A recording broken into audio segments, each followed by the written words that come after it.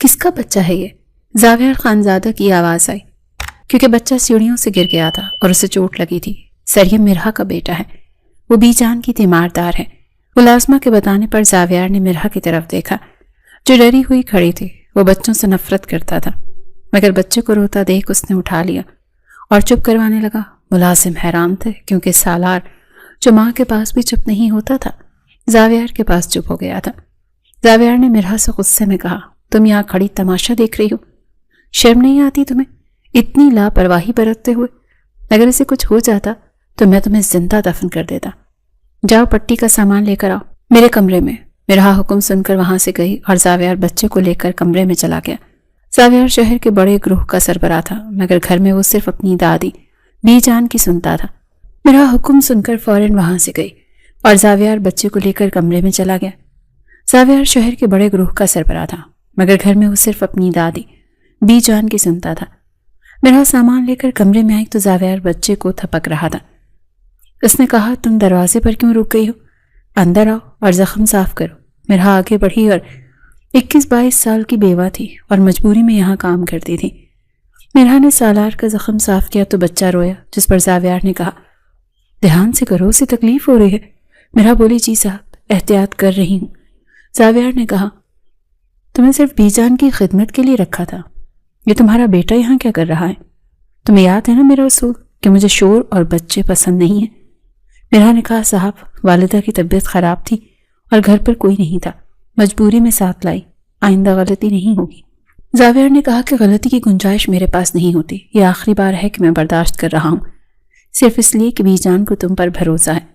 جاؤ اور بی جان کو دیکھو دوا وقت پر دی ہے یا نہیں، اگر ان کی طبیعت میں کوتاہی ہوئی تو تم جانتی ہو میں کیسا انسان ہوں۔ مرحا نے بچے کو اٹھانا چاہا تو زاویار نے روک دیا، رہنے دو اسے یہیں، یہ یہیں سوئے گا، تم جاؤ اپنا کام کرو۔ مرحا حیرت سے اسے دیکھنے لگی، مگر خاموشی سے کمرے سے نکل آئی اور بی جان کے کمرے میں گئی۔ بی جان نے پوچھا، کہاں رہ گئی تھی تم؟ مجھے پیاس لگی تھی۔ مرحا نے پانی دیا اور بتایا کہ بی جان سالار گر گیا تھا، اسے دیکھنے گئی تھی۔ بی جان نے پوچھا، بچہ ٹھیک تو ہے نا؟ اور زاویار کو تو پتہ نہیں چلا، وہ غصہ کرتا ہے۔ مرحا نے جھوٹ بولا، نہیں بی جان، وہ ٹھیک ہے، صاحب کو نہیں پتہ چلا، میں نے اسے کوارٹر میں سلا دیا ہے۔ بی جان بولی، شکر ہے بیٹا، تم بہت اچھی ہو۔ میرا زاویار بس اوپر سے سخت ہے، دل کا نرم ہے، تم اس کی باتوں کا برا مت ماننا۔ مرحا نے جی کہا اور ان کے پاؤں دبانے لگی۔ رات کو مرحا بی جان کو سلا کر باہر نکلی تو اسے بیٹے کی فکر تھی۔ وہ زاویار کے کمرے کے باہر پہنچی اور دروازہ تھوڑا سا کھولا تو دیکھا زاویار صوفے پر تھا اور سالار اس کے سینے پر سو رہا تھا۔ تبھی زاویار نے کہا، مجھے معلوم ہے تم وہی ہو، اندر آ جاؤ۔ مرحا اندر گئی اور بولی، صاحب میں سالار کو لینے آئی تھی۔ زاویار نے کہا، اسے اٹھاؤ اور لے جاؤ، مگر دھیان رہے اس کی آنکھ نہ کھلے، اگر یہ رویا تو نوکری ختم کر دوں گا۔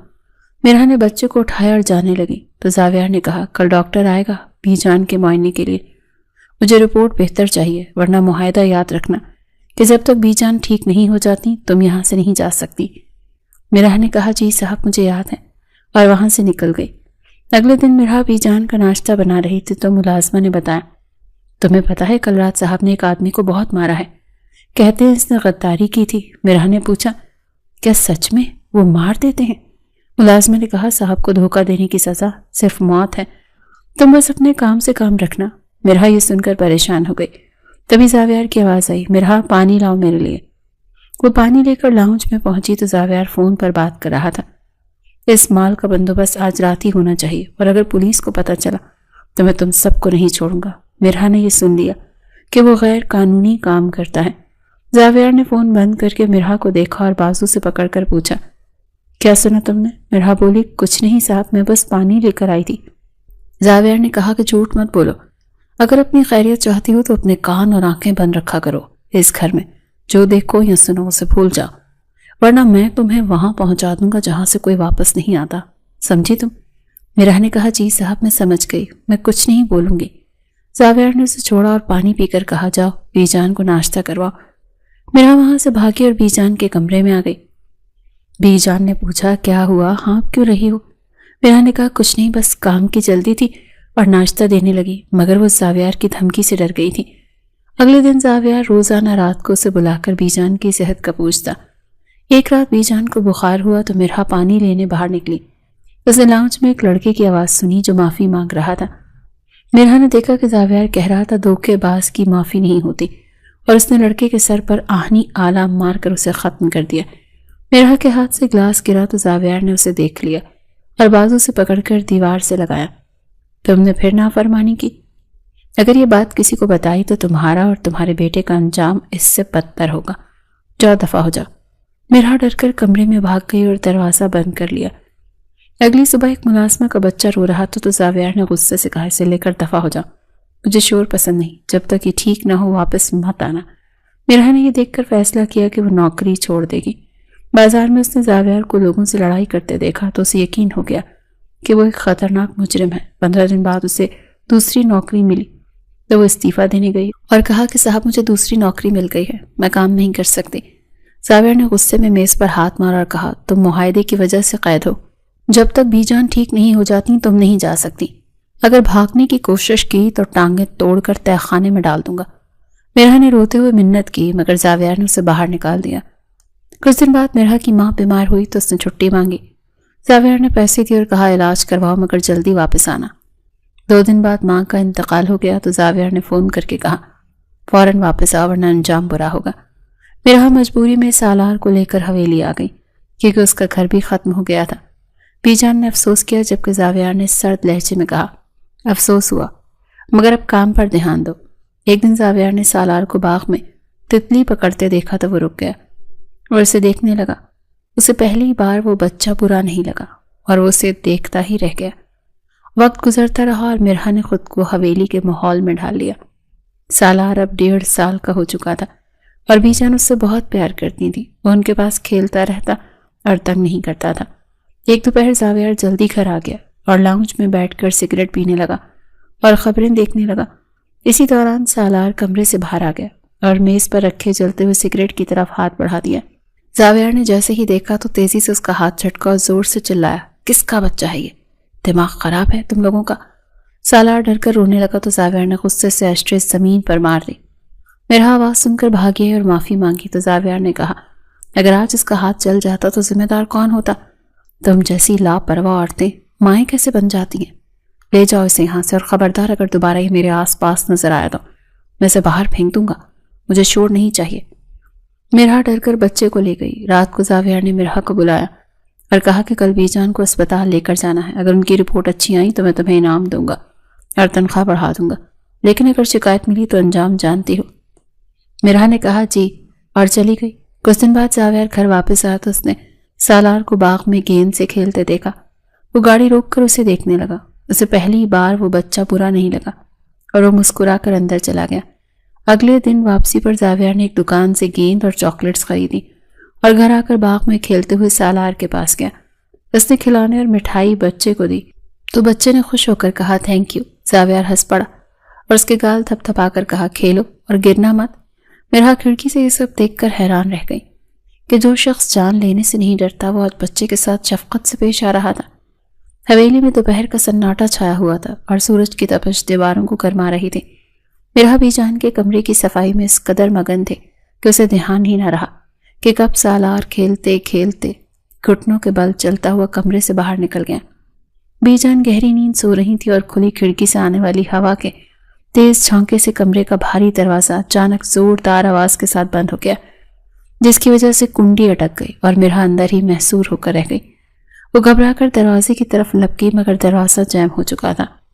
ادھر ننھا سالار اپنی ہی دھن میں ہنستا کھیلتا ہوا سیڑھیوں کے پاس جا پہنچا۔ وہ اپنی چھوٹی چھوٹی ٹانگوں سے سیڑھیاں چڑھنے کی کوشش کرنے لگا۔ اسے اوپر جانے کا شوق تھا اور وہ خطرے سے بالکل انجان تھا۔ عین اسی وقت اوپر سے زاویار بڑی تیزی سے نیچے اتر رہا تھا۔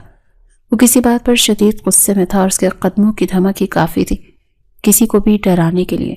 سالار نے جیسے ہی سامنے سے آتے اس دیو ہیکل سائے کو دیکھا اور اس کی غضبناک صورت دیکھی تو وہ بری طرح سہم گیا اور گھبراہٹ میں پیچھے ہٹنے کی کوشش کرنے لگا۔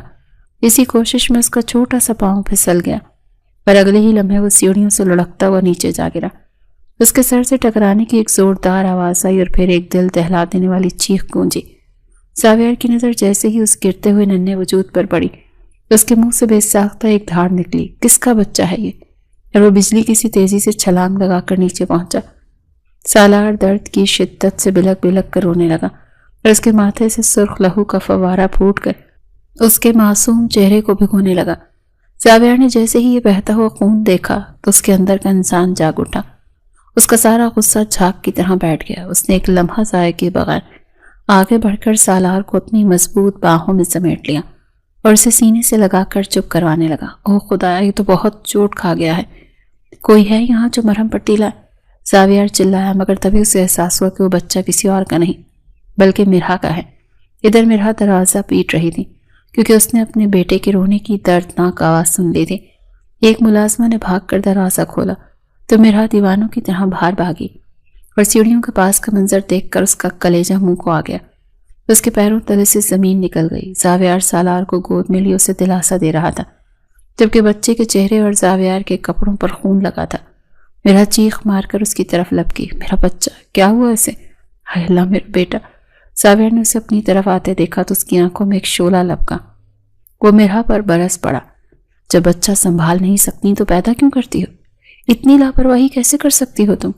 دیکھو کتنا خون بہ رہا ہے، اگر اس کی ہڈی ٹوٹ جاتی تو کون ذمہ دار ہوتا؟ مرہا نے روتے ہوئے کانپتے ہوئے ہاتھوں سے بچے کو لینا چاہا مگر زاویار نے اسے دینے کے بجائے خود اسے مزید اپنے سینے سے بھینچ لیا۔ تیز قدموں سے اپنے کمرے کی طرف بڑھ گیا۔ میرے پیچھے آؤ، فرسٹ ایڈ باکس لے کر جلدی۔ زاویار کا حکم مانتے ہوئے مرہا روتے ہوئے اس کے پیچھے بھاگی۔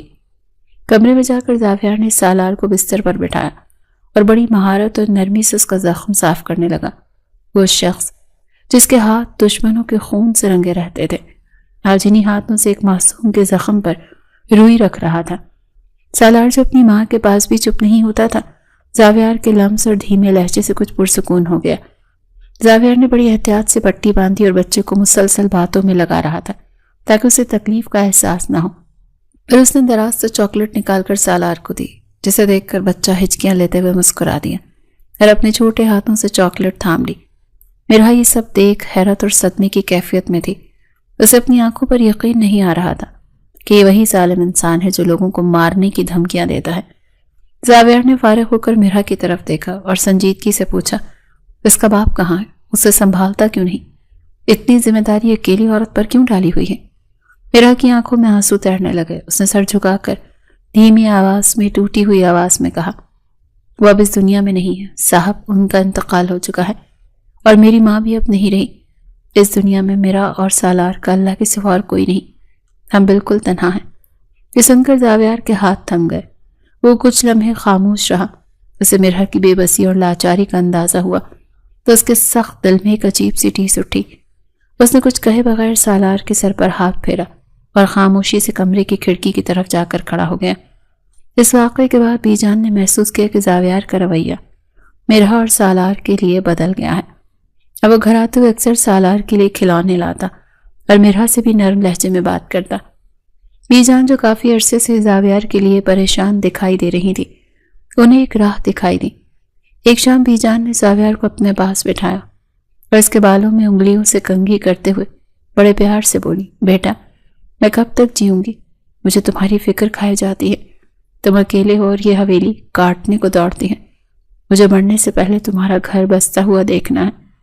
زاویار نے بی جان کے جھریوں زدہ ہاتھوں کو تھاما اور بولا، بی جان آپ کو کچھ نہیں ہوگا، آپ ایسی باتیں کیوں کرتی ہیں؟ بی جان نے اسے گہری نظروں سے دیکھا اور پھر وہ بات کہتی جس کا زاویار کو وہم و گمان بھی نہ تھا، میری ایک بات مانو کہ زاویار، مرہا سے شادی کر لو۔ زاویار کو جیسے بجلی کا جھٹکا لگا۔ وہ حیرت سے آنکھیں پھاڑے بی جان کو دیکھنے لگا۔ کیا کہہ رہی ہیں آپ بی جان؟ وہ ایک ملازمہ ہے اور بیوہ ہے۔ بی جان نے فوراً کہا، ہاں تو کیا ہوا بیٹا؟ وہ بہت نیک اور شریف لڑکی ہے، تنہا ہے، اسے بھی تو سہارے کی ضرورت ہے، اور سالار کو باپ کی اور مجھے ایک سلجھی ہوئی بہو کی۔ میں نے دیکھا ہے وہ میرا کتنا خیال رکھتی ہے۔ وہ اس گھر کو جوڑ کر رکھے گی اور وہ بچہ سالار، وہ تو تمہاری جان بن گیا ہے۔ سوچو اگر تم نے اسے سہارا دے دیا تو اللہ کتنا راضی ہوگا۔ زاویار خاموش ہو گیا۔ اس کے ذہن میں مرہا کا معصوم چہرہ اور سالار کی مسکراہٹ گھوم گئی، مگر پھر اسے مرہا کا خوفزدہ چہرہ یاد آیا۔ وہ جانتا تھا کہ مرہا اس سے کتنا ڈرتی ہے اور اسے ایک درندہ سمجھتی ہے، لیکن بی جان کا حکم وہ ٹال بھی نہیں سکتا تھا۔ اب سوال یہ تھا کہ کیا وہ لڑکی جو اس کے سائے سے بھی کانپتی ہے اس کی شریک حیات بننے کو تیار ہوگی؟ رات کا آخری پہر تھا اور حویلی پر گہرا سکوت طاری تھا، مگر زاویار کی آنکھوں سے نیند کوسوں دور تھی۔ وہ اپنے کمرے کی کھڑکی میں کھڑا باہر کے گھنے اندھیرے کو گھور رہا تھا۔ اس کے ذہن میں بی جان کے الفاظ کسی گونج کی طرح بار بار سنائی دے رہے تھے کہ وہ مرحا سے شادی کر لے۔ اسے اپنی زندگی میں کسی عورت کی ضرورت کبھی محسوس نہیں ہوئی تھی، کیونکہ اس کا راستہ کانٹوں سے بھرا تھا، جہاں ہر قدم پر موت اس کا تعاقب کرتی تھی۔ وہ نہیں چاہتا تھا کہ کوئی اور اس کی اس پرخطر زندگی کا حصہ بنے، مگر بی جان کی خواہش اور سالار کی معصومیت نے اسے ایک عجیب کشمکش میں مبتلا کر دیا تھا۔ اس نے گہرا سانس لیا اور فیصلہ کن انداز میں پلٹا۔ اس معاملے کو لٹکانے کا عادی نہیں تھا۔ وہ سیدھا مرحا کے کوارٹر کی طرف گیا اور دروازے پر دستک دی۔ مرحا جو سالار کو سلا کر ابھی لیٹی ہی تھی، اس بے وقت دستک پر گھبرا گئی۔ اس نے لرزتے ہاتھوں سے دروازہ کھولا تو سامنے زاویار کو دیکھ کر اس کا رنگ فک ہو گیا۔ وہ دوپٹہ درست کرتے ہوئے نظریں جھکا کر کھڑی ہو گئی۔ جی صاحب، خیریت؟ آپ؟ اس وقت مرحا کی آواز خشک تھی۔ زاویار نے سنجیدگی سے اسے دیکھا اور کہا، مجھے تم سے ایک ضروری بات کرنی ہے۔ بی جان چاہتی ہیں کہ میں تم سے شادی کر لوں۔ یہ سنتے ہی مرحا کو لگا جیسے اس کے پیروں تلے سے زمین نکل گئی ہوں۔ وہ پتھر کی مورت بنی اسے تکنے لگی۔ اس کے وہم و گمان میں بھی نہیں تھا کہ زاویار ایسی بات کرے گا۔ زاویار نے اس کی خاموشی کو دیکھتے ہوئے مزید کہا، دیکھو مرحا، میں جانتا ہوں کہ یہ تمہارے لیے غیر متوقع ہے، مگر بی جان کی خوشی اسی میں ہے اور میں سالار کو اپنا نام دینا چاہتا ہوں۔ مرحا نے نفی میں سر ہلایا اور پیچھے ہٹی۔ نہیں صاحب، نہیں صاحب، یہ نہیں ہو سکتا، میں آپ سے شادی نہیں کر سکتی۔ زاویار کی پیشانی پر بل پڑ گئے۔ اسے انکار سننے کی عادت نہیں تھی۔ وہ قدم آگے بڑھا کر غصے سے بولا، کیوں؟ کیا کمی ہے مجھ میں؟ یا تمہیں لگتا ہے کہ تم میرے معیار کی نہیں ہو؟ مرحا نے ڈرتے ہوئے کہا مگر مضبوط لہجے میں، نہیں صاحب، مسئلہ معیار کا نہیں ہے، مسئلہ آپ کا ہے۔ آپ ایک اچھے انسان نہیں ہیں۔ میں نے دیکھا ہے آپ لوگوں کو مارتے ہیں، ان پر ظلم کرتے ہیں۔ آپ کی دنیا خون اور دہشت کی دنیا ہے۔ میں اپنے بیٹے کو ایک ایسے باپ کے سائے میں نہیں پال سکتی جو خود موت کا سوداگر ہو۔ زاویار کی آنکھوں میں شعلے بھڑک اٹھے۔ اس نے مرحا کو بازو سے پکڑ کر دیوار کے ساتھ لگایا اور دھاڑا، تمہاری ہمت کیسے ہوئی مجھے جج کرنے کی؟ تم جانتی ہی کیا ہو میرے بارے میں؟ ہاں، میں برا ہوں، بہت برا ہوں، مگر ان لوگوں کے لیے جو انسانیت کے دشمن ہیں۔ تم نے اس لڑکے کو مرتے دیکھا تھا نا، جس کے لیے تم مجھے قاتل سمجھتی ہو؟ وہ لڑکا میرے گھر کا بھیدی تھا، جو میری اور بی جان کی جان کے دشمنوں کو ہماری پل پل کی خبریں دے رہا تھا۔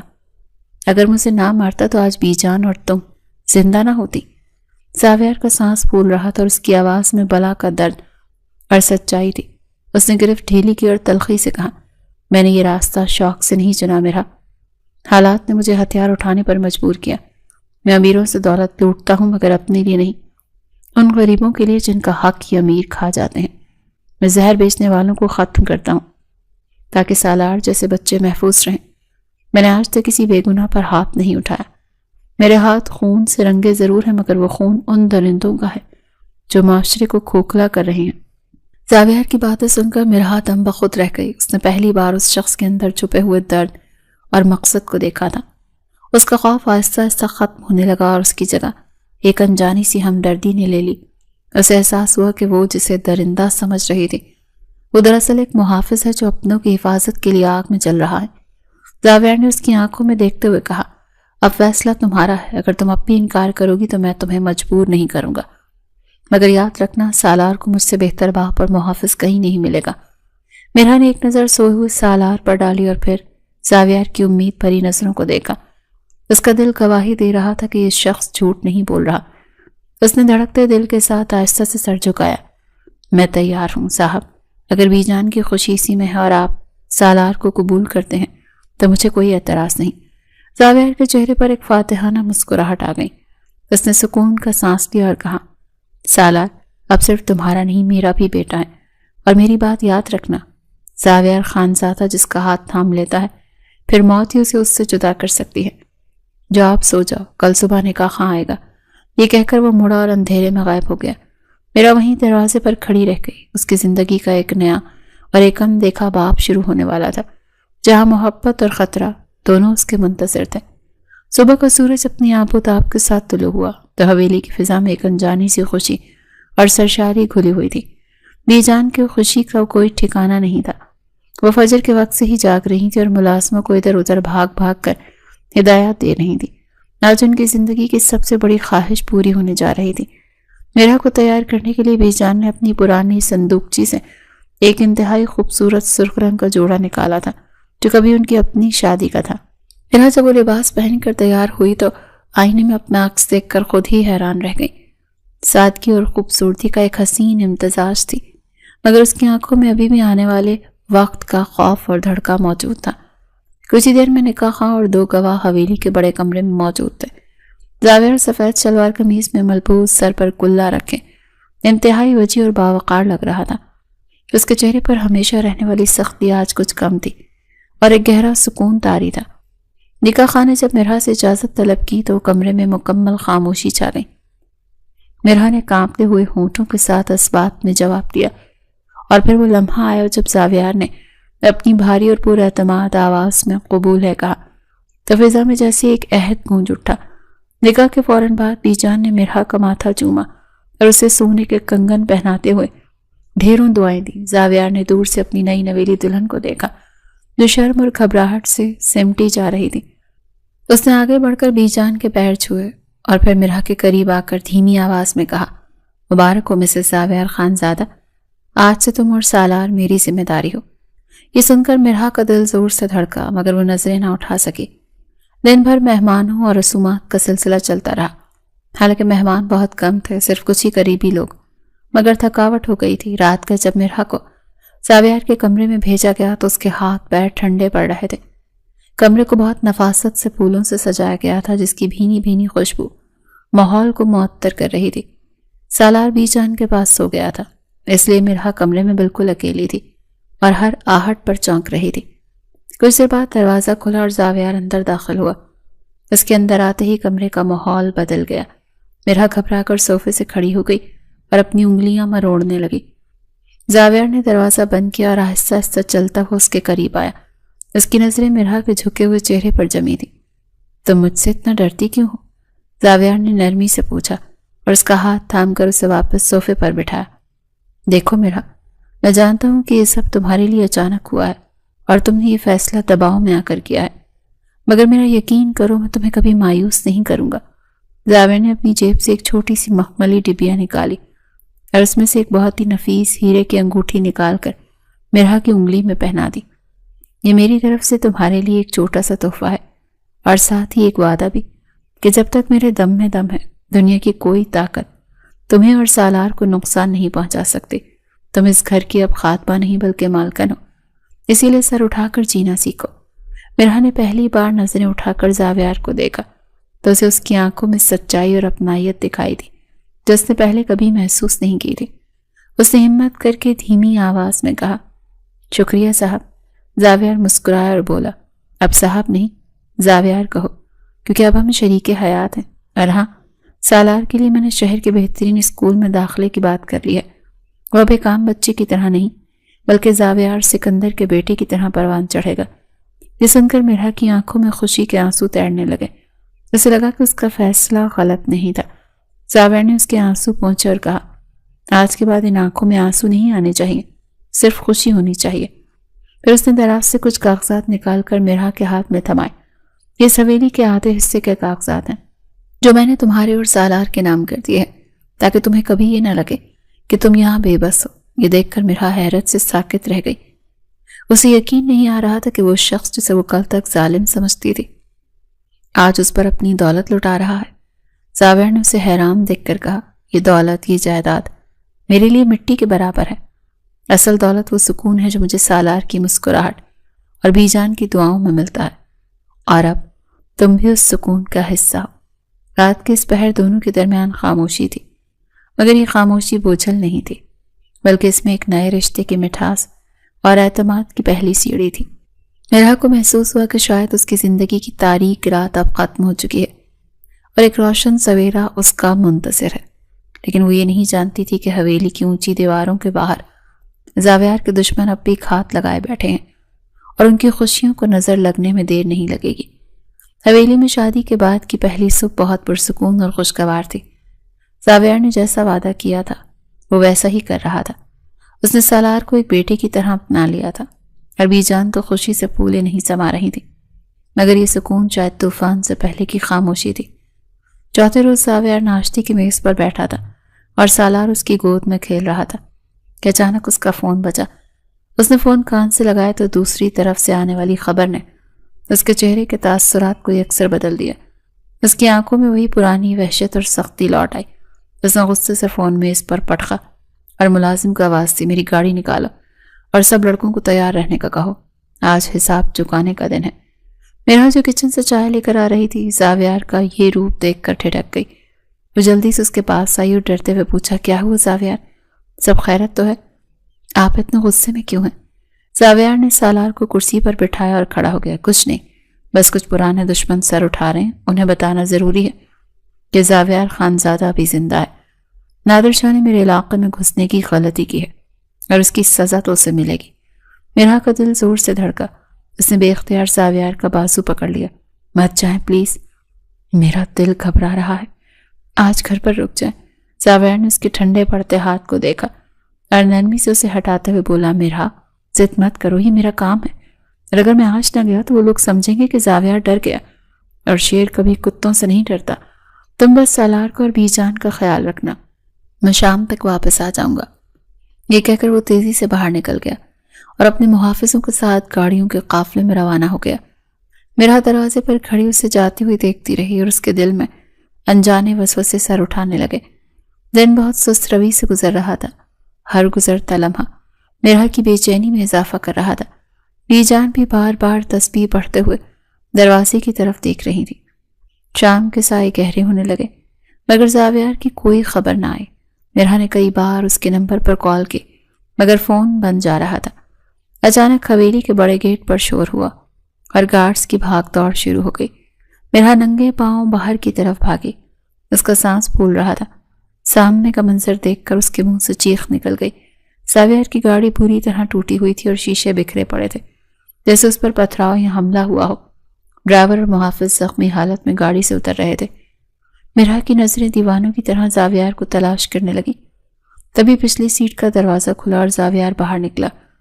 اس کی سفید قمیض پر سرخ دھبے نمایاں تھے اور وہ ایک بازو کو دوسرے ہاتھ سے سہارا دیے ہوئے تھا۔ اس کے ماتھے سے خون بہہ کر آنکھ میں جا رہا تھا مگر اس کے چہرے پر درد کے بجائے ایک فاتحانہ مسکراہٹ تھی اور آنکھوں میں وہی چمک تھی جو دشمن کو شکست دینے کے بعد ہوتی ہے۔ میرا روتی ہوئی اس کی طرف لپکی۔ زاویار کی حالت دیکھ کر، آپ کی میں نے منع کیا تھا نا، آپ کو دیکھو کتنا خون بہہ رہا ہے۔ زاویار نے اسے خود کو سہارا دینے سے روکا اور گرہدار آواز میں بولا، کچھ نہیں ہوا، بس معمولی خراش ہے، لیکن نادر شاہ کو ایسا سبق سکھائے کہ اس کے آنے والی نسلیں بھی یاد رکھیں گی زاویار سے ٹکرانے کا انجام کیا ہوتا ہے۔ اندر چلو، یہاں تماشا مت بناؤ۔ میرا اسے سہارا دے کر اندر لائی، صوفے پر بٹھایا۔ بی جان بھی روتی ہوئی آ گئی، ہائے میرا بچہ، یہ کس ظالم نے کیا، اللہ غارت کرے ان دشمنوں کو۔ زاویار نے بی جان کا ہاتھ چوما اور بولا، میں ٹھیک ہوں دادی، بس تھوڑی سی چوٹ ہے۔ میرا جلدی سے فرسٹ ایڈ باکس لے آئی اور کانپتے ہاتھوں سے اس کی قمیض کا بازو اوپر کیا۔ وہاں ایک گہرا زخم تھا جیسے کسی تیز دھار آلے سے وار کیا گیا ہو۔ زخم دیکھ کر میرا کی آنکھوں سے آنسو ٹپ ٹپ گرنے لگے۔ زاویار نے اسے روتے ہوئے دیکھا تو اس کا لہجہ نرم پڑ گیا۔ ارے پاگل لڑکی، رو کیوں رہی ہو؟ میں زندہ ہوں، تمہارے سامنے بیٹھا ہوں، یہ زخم تو مرد کا زیور ہوتے ہیں۔ میرا نے غصے اور دکھ کی ملی جلی کیفیت میں کہا، مجھے نہیں چاہیے ایسا زیور جو آپ کی جان لے لے۔ آپ کو میری اور سالار کی ذرا بھی فکر نہیں، ہم کیسے جی رہے تھے آپ کے بغیر، یہ جانتے ہیں آپ؟ زاویار نے اس کی آنکھوں میں بے پناہ محبت اور ڈر دیکھا تو خاموش ہو گیا۔ اس نے اپنا دوسرا صحیح ہاتھ بڑھا کر میرا کے آنسو پہنچے اور پہلی بار سب کے سامنے اسے اپنے سینے سے لگا لیا۔ میں وعدہ کرتا ہوں میرا آئندہ احتیاط کروں گا، لیکن آج مجھے یقین ہو گیا کوئی ہے جو میرے مرنے پر روئے گا، اور یہ احساس میرے لیے زندگی سے بڑھ کر ہے۔ کمرے میں موجود ملازموں نے شرم سے نظریں جھکا لی اور بی جان نے مسکرا کر ان دونوں کی نظر اتاری، مگر میرا جانتی تھی کہ یہ راستہ اتنا آسان نہیں، یہ زخم تو بس شروعات تھی۔ نادر شاہ جیسا دشمن اتنی آسانی سے ہار ماننے والا نہیں تھا، اور وہ ضرور پلٹ کر وار کرے گا، اور اگلی بار اس کا نشانہ زاویار نہیں بلکہ اس کی کمزوری یعنی میرا اور سالار ہو سکتے ہیں۔ حویلی کے اونچے میناروں پر تعینات محافظوں کی تعداد بڑھا دی گئی تھی اور ہر آنے جانے والے پر کڑی نظر رکھی جا رہی تھی۔ زاویار اپنے کمرے میں بستر پر نیم دراز تھا اور اس کا زخمی بازو بندھا ہوا تھا، جبکہ میرا اس کے قریب کرسی پر بیٹھی اسے پھل کاٹ کر دے رہی تھی۔ کمرے میں خاموشی تھی جسے صرف چاقو کی بلیڈ سے ٹکرانے کی ہلکی آواز توڑ رہی تھی۔ زاویار نے گہری نظروں سے مرحا کے جھکے ہوئے چہرے کو دیکھا اور سنجیدگی سے بولا، تم بہت خاموش ہو 2 دن سے، کیا بات ہے؟ کیا میرے زخمی ہونے سے ڈر گئی ہو؟ مرحا نے ہاتھ روکا اور نگاہ اٹھا کر اس کی طرف دیکھا۔ اس کی آنکھوں میں ابھی بھی خوف کے سائے لہرا رہے تھے۔ نہیں، میں آپ کے زخمی ہونے سے نہیں ڈری، بلکہ اس وجہ سے ڈری ہوئی ہوں جو اس سب کے پیچھے ہے۔ وہ لوگ کون ہیں؟ وہ ہم سے کیا چاہتے ہیں؟ مجھے سالار کی فکر ہوتی ہے زاویار۔ زاویار نے اپنا صحیح ہاتھ بڑھا کر اس کے ہاتھ کو تھپتھپایا اور پر یقین لہجے میں کہا، جب تک میں زندہ ہوں تمہیں یا سالار کو کوئی میلی آنکھ سے نہیں دیکھ سکتا۔ نادر شاہ ایک بزدل دشمن ہے، وہ سامنے آنے کی ہمت نہیں کرے گا۔ بس تم احتیاط کرنا اور حویلی سے باہر مت نکلنا۔ ابھی ان کی باتیں جاری تھی کہ دروازے پر دستک ہوئی۔ زاویار کا خاص مراد ملازم اندر داخل ہوا۔ اس کے ہاتھ میں ایک کوریئر کا ڈبہ تھا۔ صاحب یہ ابھی ایک آدمی گیٹ پر دے کر گیا ہے۔ اس نے کہا یہ بھابھی اور بچے کے لیے خاص تحفہ ہے۔ زاویار کے ماتھے پر بل پڑ گئے۔ اس نے شک کی نگاہ سے اس ڈبے کو دیکھا۔ لاؤ مجھے دکھاؤ۔ مرحا نے آگے بڑھ کر وہ ڈبہ لینا چاہا مگر زاویار نے اسے روک دیا۔ پیچھے ہٹو مرحا، مجھے دیکھنے دو۔ زاویار نے احتیاط سے ڈبے کا ڈھکن کھولا تو اندر کا منظر دیکھ کر اس کی آنکھوں میں خون اتر آیا اور جبڑے سختی سے بھیج گئے۔ ڈبے کے اندر سالار کا ایک پرانا کھلونا تھا جس کا سر دھڑ سے الگ تھا اور اس پر سرخ رنگ کا مادہ چھڑکا گیا تھا۔ ساتھ ہی کاغذ کا پرزہ تھا جس پر لکھا تھا، یہ تو بس شروعات ہے، اگلی باری اصل کی ہوگی۔ زاویار نے غصے سے وہ ڈبہ دیوار پر دے مارا جس سے اس میں موجود چیزیں بکھر گئیں۔ نادر شاہ، تیری موت تجھے پکار رہی ہے۔ زاویار دھاڑا اور مرحا یہ سب دیکھ کر سہم گئی۔ اس نے فوراً سے سالار کو اپنی گود میں چھپا لیا جو قالین پر کھیل رہا تھا۔ مراد نے گھبرا کر پوچھا، صاحب کیا حکم ہے؟ زاویار نے اپنی آنکھوں میں وحشت لیے حکم دیا، حویلی کا کونا کونا چھان مارو اور پتہ لگاؤ کہ یہ ڈبہ لانے والا کون تھا۔ اور سنو، آج سے سالار کے ساتھ ہر وقت ایک سایہ ہونا چاہیے، کوئی انجان چہرہ اس کے قریب نہ پھٹکے۔ مراد سر جھکا کر فوراً باہر نکل گیا۔ مرحا کی آنکھوں سے آنسو جاری ہو گئے۔ وہ زاویار کے قریب آئی اور روتے ہوئے بولی کہ مجھے بہت ڈر لگ رہا ہے زاویار، وہ میرے بچے کو مار دیں گے، ہمیں یہاں سے کہیں دور چلے جانا چاہیے۔ زاویار نے اسے کاندھوں سے تھام کر جھنجھوڑا، ہوش میں آؤ مرحا، بھاگنا بزدلوں کا کام ہے، ہم کہیں نہیں جائیں گے بلکہ یہیں رہ کر ان کا مقابلہ کریں گے۔ تم بس مضبوط بنو، میں نے تم سے وعدہ کیا تھا نا، وہ وعدہ میں اپنی جان دے کر بھی نبھاؤں گا۔ اسی اثنا میں حویلی کی پرانی خادمہ اماں بھی اندر آئیں اور مؤدبانہ انداز میں بولی کہ صاحب جی، بیگم صاحبہ کے لیے کام کا بوجھ بڑھ گیا ہے اور اب وہ سالار بابا کو سنبھالیں یا گھر کے کام دیکھیں۔ میں نے اپنی ایک دور کی رشتہ دار لڑکی کو بلایا ہے، نگین نام ہے اس کا، بہت محنتی اور شریف ہے، اگر آپ اجازت دیں تو اسے بیگم صاحبہ کی مدد کے لیے رکھ لیں۔ زاویار نے پہلے انکار کرنا چاہا، پھر مرحا کی پریشان حالت دیکھ کر سوچا کہ شاید کوئی مددگار ہونے سے اس کا دھیان بڑھ جائے گا۔ ٹھیک ہے، لیکن پہلے اس کی مکمل چھان بین کروا لو مراد سے اور اسے بتا دینا کہ اس گھر کے اصول بہت سخت ہیں۔ اماں بھی خوش ہو کر دعائیں دیتی ہوئی چلی گئیں۔ تھوڑی دیر بعد ایک نوجوان لڑکی سر پر دوپٹہ اوڑے اور نظریں جھکائے کمرے میں داخل ہوئی۔ سلام صاحب۔ سلام بیگم صاحبہ، اس کی آواز میں بلا کی لجاجت تھی۔ زاویار نے اسے سر تا پیر دیکھا اور سرد لہجے میں کہا، تمہارا کام صرف بیگم صاحبہ کی مدد کرنا ہے، سالار سے دور رہنا اور حویلی کے کسی اور معاملے میں دخل مت دینا ورنہ ٹانگیں توڑ کر باہر پھینکوا دوں گا۔ نگین نے جلدی سے اس بات میں سر ہلایا۔ جی صاحب، میں خیال رکھوں گی، آپ بے فکر رہیں۔ زاویار نے ہاتھ کے اشارے سے اسے جانے کو کہا تو مرحا کے پیچھے پیچھے باہر نکل گئی، لیکن باہر نکلتے ہی نگین کے چہرے کے تاثرات بدل گئے۔ اس کی معصومیت کی جگہ ایک شاطرانہ مسکراہٹ نے لے لی۔ اس نے مڑ کر بند دروازے کو دیکھا اور دل ہی دل میں سوچا، زاویار خانزادہ، تم جتنا چاہے پہرا لگا لو، دشمن تو تمہارے گھر کے اندر پہنچ چکا ہے۔ وہ اصل میں نادر شاہ کی بھیجی ہوئی جاسوس تھی جسے اس حویلی میں داخل ہونے کے لیے بڑی بھاری رقم دی گئی تھی۔ رات کے وقت جب سب سو گئے تو نگین دبے پاؤں کچن کی طرف گئی اور پچھلے دروازے کی کنڈی چیک کی۔ اس نے اپنی جیب سے ایک چھوٹا سا موبائل نکالا اور دھیمی آواز میں کسی کو اطلاع دی، کام ہو گیا ہے، میں اندر پہنچ چکی ہوں، بس موقع ملتے ہی وہ کروں گی جس کا حکم ملا ہے، بچہ میری پہنچ میں ہے۔ دوسری طرف سے نادر شاہ کا کہکہا سنائی دیا، شاباش، بس دھیان رہے کہ زاویار کو شک نہ ہو، جیسے ہی موقع ملے بچے کو پچھلے راستے سے باہر لے آنا۔ نگین نے فون بند کر کے چھپایا ہی تھا کہ اچانک اس کے پیچھے سے آواز آئی، تم یہاں اتنی رات کا کیا کر رہی ہو؟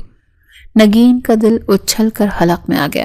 وہ بری طرح بوکھلائی اور پیچھے مڑی تو دیکھا میرا پانی کا گلاس ہاتھ میں لیے کھڑی اسے حیرت سے دیکھ رہی تھی۔ نگین نے فوراً بات بنائی، وہ بیگم صاحبہ، مجھے پیاس لگی تھی تو پانی پینے آئی تھی، راستہ بھول گئی تھی۔ میرا نے اسے شک کی نگاہ سے دیکھا کیونکہ کچن کا راستہ بالکل سیدھا تھا۔ پھر بھی اس نے بات کو نظر انداز کیا اور کہا، پانی جگ میں ہے، پی لو اور جا کر سو جا، لیکن یاد رکھنا رات کو ادھر ادھر گھومنا منع ہے۔ میرا یہ کہہ کر وہاں سے چلی گئی، لیکن اس کے دل میں ایک کھٹکا سا لگا تھا۔ نگین نے سکھ کا سانس لیا اور اپنے ماتھے سے پسینہ پہنچا۔ بال بچی ہوں، مجھے بہت احتیاط کرنی ہوگی، یہ عورت اتنی بھی سیدھی نہیں جتنی دکھتی ہے۔ اگلی صبح حویلی میں ایک عجیب سا تناؤ تھا۔ زاویر کسی کام سے اسٹڈی روم میں تھا اور سالار باغیچے میں کھیل رہا تھا۔ نگین موقع پا کر سالار کے قریب گئی اور اسے اپنی گود میں اٹھا لیا۔ آؤ میرے پیارے بچے، ہم باہر تتلی پکڑتے ہیں۔ اسے باتوں میں لگا کر آہستہ آہستہ پچھلے گیٹ کی طرف بڑھنے لگی جہاں اس کے ساتھی گاڑی لیے تیار کھڑے تھے۔ سالار اس کی باتوں میں آ کر خوش ہو رہا تھا۔ وہ بھی گیٹ کے قریب پہنچی تھی کہ اچانک مراد سامنے آ گیا۔ ارے نگین، تم بچے کو لے کر کہاں جا رہی ہو؟ صاحب کا حکم ہے کہ بچہ باغ سے باہر نہ جائے۔ مراد کی آواز سخت تھی۔ نگین گڑبڑا گئی۔ وہ بھائی جان، بچہ رو رہا تھا کہ تتلی پکڑنی ہے تو بس یہیں گیٹ تک لائی تھی۔ مراد نے اس کی آنکھوں میں چھپی چوری پکڑ لی۔ اس نے آگے بڑھ کر سالار کو اس کی گود سے چھین لیا اور غصے سے بولا، بی بی تم اپنا کام کرو، بچے بہلانے کی ضرورت نہیں، جاؤ اندر۔ نگین دانت پیس کر رہ گئی اور پیر پٹکتی ہوئی اندر چلی گئی۔ مراد نے فوراً زاویار کو اطلاع دی، صاحب یہ نئی ملازمہ مجھے ٹھیک نہیں لگ رہی، یہ بچے کو پچھلے گیٹ کی طرف لے جا رہی تھی۔ زاویار نے قلم میز پر پٹخا اور اس کی آنکھوں میں وحشت جاگ اٹھی۔ اس پر نظر رکھو مراد، اور اس کے فون کا ریکارڈ چیک کرواؤ، اگر یہ غدار نکلی تو اس کا وہ حشر کروں گا کہ دنیا دیکھے گی۔ حویلی میں اب دشمن اور اپنوں کی پہچان مشکل ہو گئی تھی اور خطرہ سر پر منڈلا رہا تھا۔ شام کے سائے گہرے ہوتے ہی حویلی کا ماحول مزید پراسرار ہو گیا۔ مراد نے جب زاویار کے سامنے نگین کی فون کا ریکارڈ رکھا تو زاویار کی آنکھوں میں جیسے خون اتر آیا۔ اس نے دانت پیستے ہوئے مراد کی طرف دیکھا اور گرجدار آواز میں پوچھا، کیا یقین ہے کہ یہ نمبر نادر شاہ کے ہی کسی آدمی کا ہے؟ مراد نے سر جھکا کر مؤدبانہ انداز میں جواب دیا، جی صاحب، 100% یقین ہے۔ یہ اسی علاقے کا سگنل ہے جہاں نادر شاہ کا ڈیرا ہے، اور پچھلے 2 دنوں میں اس نمبر پر کئی بار بات ہوئی ہے، خاص طور پر اس وقت جب وہ بچے کو باہر لے کر جا رہی تھی۔ زاویار نے غصے سے میز پر مکہ مارا اور کھڑا ہو گیا۔ اس لڑکی کو ذرا میرے سامنے پیش کرو، ابھی اسی وقت اسے گمان میں بھی نہیں ہوگا کہ اس نے کس کی پیٹ میں خنجر کھونپنے کی کوشش کی ہے۔ مراد فوراً حکم کی تعمیل کے لیے باہر نکل گیا۔ کچھ ہی دیر کے بعد 2 محافظ نگین کو گھسیٹتے ہوئے ہال میں لائے، جو بری طرح سے رو رہی تھی اور اس کے ہاتھ جڑے ہوئے تھے۔ صاحب جی، مجھے معاف کر دیں، مجھ سے غلطی ہو گئی، میں تو بس مجبور تھی۔ نگین گڑ گڑائی۔ زاویار اس کے قریب گیا اور اس کے بالوں سے پکڑ کر اسے جھٹکا دیا جس سے وہ فرش پر گر پڑی۔ مجبور نہیں، تم غدار ہو، اور غدار کی سزا جانتے ہوئے بھی تم نے میرے گھر کا نمک کھا کر میرے ہی بیٹے کو اغوا کرنے کی بھی کوشش کی۔ بولو کس نے بھیجا ہے تمہیں، اور کیا منصوبہ ہے تمہارا اور تمہارے آقا کا؟ زاویار کی دھاڑ سے ہال کی کھڑکیاں بھی لرز اٹھی۔ نگین نے کانپتے ہوئے سر اگل دیا، صاحب مجھے نادر شاہ نے بھیجا تھا، انہوں نے کہا تھا کہ اگر میں بچے کو باہر لے آؤں تو وہ مجھے منہ مانگی دولت دیں گے۔ وہ آج رات حویلی پر حملہ کرنے والے ہیں، کیونکہ انہیں لگا تھا کہ میں نے پچھلا دروازہ کھلا چھوڑ دیا ہے۔ یہ سن کر مرحا جو اوپر سیڑھیوں پر کھڑی سب کچھ سن رہی تھی، خوف سے اس کا رنگ سفید پڑ گیا۔ وہ بھاگتی ہوئی نیچے آئی اور زاویار کا بازو تھام لیا۔ زاویار، یہ لوگ آج رات آئیں گے، ہمیں پولیس کو بلا لینا چاہیے، سالار کی جان کو خطرہ ہے۔ زاویار نے نگین کو وہیں چھوڑا اور مرحا کی طرف متوجہ ہوا۔ اس نے مرحا کے کاندھوں کو مضبوطی سے تھاما اور اس کی آنکھوں میں جھانکتے ہوئے پر اعتماد لہجے میں کہا، مرحا، پولیس کی ضرورت نہیں ہے، زاویار خانزادہ اپنے گھر کی حفاظت کرنا جانتا ہے۔ نادر شاہ نے آج رات حملہ کرنے کا سوچ کر اپنی موت کو دعوت دی ہے، اور تم ڈرو مت، یہ نگین اب ہمارے کام آئے گی۔ زاویار نے ایک شاطرانہ مسکراہٹ کے ساتھ نگین کی طرف دیکھا اور اپنا فون نکال کر اس کے ہاتھ میں تھمایا۔ یہ لو، فون ملاؤ نادر شاہ کو، اور سے کہو کہ کام ہو گیا اور تم نے پچھلا گیٹ چھوڑ دیا کھلا، راستہ صاف ہے۔ نگین نے انکار میں سر ہلایا تو زاویار نے جیب سے اپنا آہنی ہتھیار نکال کر میز پر رکھا۔ اگر تم نے ایک لفظ بھی غلط بولا یا اسے شک ہونے دیا تو تمہاری لاش بھی تمہارے گھر والوں کو نہیں ملے گی۔ نگین نے تھر تھر کانپتے ہوئے نمبر ملایا اور فون کان سے لگایا۔ دوسری طرف سے کال اٹھاتے اس نے رٹی رٹائی بات دہرائی۔ صاحب راستہ صاف ہے، گیٹ کھلا ہے، سب سو رہے ہیں، آپ آ جائیں۔ دوسری طرف سے نادر شاہ کا کہکہا سنائی دیا، شاباش لڑکی، تیرا انعام تجھے مل جائے گا، بس وہیں رکنا۔ نگین نے فون بند کیا تو زاویار نے محافظوں کو اشارہ کیا، اسے تہہ خانے میں بند کر دو اور مراد تم اپنے آدمیوں کو پچھلے گیٹ کے آس پاس چھپا دو۔ جیسے ہی وہ اندر داخل ہو چاروں طرف سے گھیر لینا۔ آج کی رات نادر شاہ کی زندگی کی آخری رات ہوگی۔ زاویار نے پھر مرحا کی طرف رخ کیا جو ابھی بھی سہمی ہوئی تھی۔ سنو مرحا، تم بی جان اور سالار کو لے کر اوپر والے کمرے میں جاؤ اور دروازہ اندر سے بند کر لینا، چاہے کچھ بھی ہو جائے، باہر مت نکلنا جب تک میں خود آ کر نہ آواز دوں، سمجھی تم؟ مرحا نے نم آنکھوں سے اس بات میں سر ہلایا اور زاویار کا ہاتھ اپنے ہاتھوں میں لے کر چومتے ہوئے بولی، اپنا خیال رکھنا زاویار، اگر آپ کو کچھ ہو گیا تو میں جی نہیں پاؤں گی۔ زاویار نے اس کے سر پر ہاتھ رکھا اور مسکرایا، مجھے کچھ نہیں ہوگا کیونکہ اب میرے پاس جینے کی بہت بڑی وجہ ہے، تم جاؤ اب۔ مرحا بھاگ کر اوپر گئی اور سالار کو سینے سے لگا کر بی جان کے ساتھ کمرے میں بند ہو گئی۔ حویلی میں موت کا سناٹا چھا گیا، روشنیاں بجھا دی گئیں اور زاویار اندھیرے میں صوفے پر بیٹھ کر اپنے شکار کا انتظار کرنے لگا۔ گھڑی کی ٹک ٹک ماحول کی سنگینی میں اضافہ کر رہی تھی۔ رات کے 2 بجے کے قریب پچھلے گیٹ پر ہلکی سی آہٹ ہوئی اور گیٹ آہستہ سے کھلا۔ سائے کی طرح کئی مسلح افراد حویلی کے باغ میں داخل ہوئے۔ سب سے آگے نادر شاہ تھا جس کے چہرے پر فتح کی خوشی تھی۔ وہ دبے پاؤں اندر کی طرف بڑھ رہے تھے۔ انہیں علم نہیں تھا کہ وہ شیر کی کچھار میں داخل ہو چکے ہیں۔ جیسے ہی وہ سب لاؤنج کے وسط میں پہنچے اچانک حویلی کی تمام روشنیاں جل اٹھی تھی اور نادر شاہ کی آنکھیں چندیا گئیں۔ سامنے زاویار سکندر اپنی پوری شان و شوکت کے ساتھ کھڑا تھا اور اس کے پیچھے درجنوں محافظ نے نادر شاہ اور اس کے ساتھیوں کو اپنے ہتھیاروں کی نوک پر لے رکھا تھا۔ خوش آمدید نادر شاہ، میں تمہارا ہی انتظار کر رہا تھا۔ زاویار کی باروب آواز ہال میں گونجے۔ نادر شاہ کے پیروں تلے سے زمین نکل گئی۔ اس نے بوکھلا کر پیچھے دیکھنا چاہا مگر وہاں سے بھی مراد اپنے ساتھیوں کے ساتھ راستہ روکے کھڑا تھا۔ تم نے دھوکہ دیا ہے مجھے نادر شاہ، غصے سے چلایا۔ زاویار ہنسا بولا، دھوکہ تو تم نے دیا تھا، میری پیٹھ پیچھے وار کر کے۔ میں نے تو بس تمہیں تمہاری اوقات یاد دلائی ہے۔ آج تم یہاں سے زندہ واپس نہیں جاؤ گے، لیکن مرنے سے پہلے میں چاہتا ہوں کہ تم دیکھ لو کہ زاویار خانزادہ سے ٹکرانے کا انجام کیا ہوتا ہے۔ زاویار نے ہاتھ اٹھایا اور فضا گولیوں کی تڑتڑاہٹ سے گونج اٹھی، مگر زاویار نے اپنے آدمیوں کو نادر شاہ کو جان سے مارنے سے روک دیا کیونکہ وہ اسے تڑپا تڑپا کر مارنا چاہتا تھا۔ نادر شاہ کے سارے ساتھی مارے گئے اور وہ اکیلا زخمی حالت میں گھٹنوں کے بل گر پڑا۔ زاویار آہستہ آہستہ چلتا ہوا اس کے قریب آیا اور اس کے بالوں سے پکڑ کر اس کا چہرہ اوپر کیا۔ یہ تمہاری غلط فہمی تھی کہ تم میرے گھر میں گھس کر میرے بیٹے کو نقصان پہنچا سکو گے۔ اب بتاؤ تمہیں کس طرح کی موت دوں؟